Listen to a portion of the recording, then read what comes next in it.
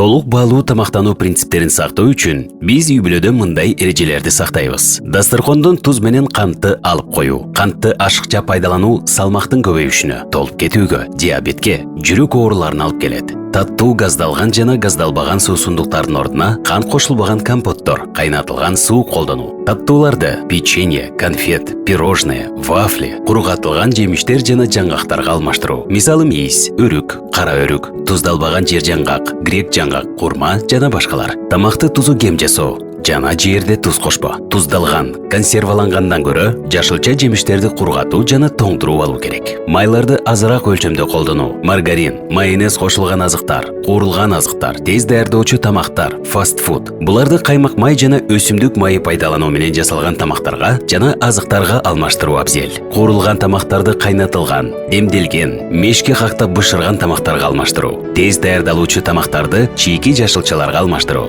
Өз салмагыңызды текшерип туруңуз. Активдүү кыймылда болуңуз. Активдүү физикалык кыймылдар дени сак болууга маанилүү.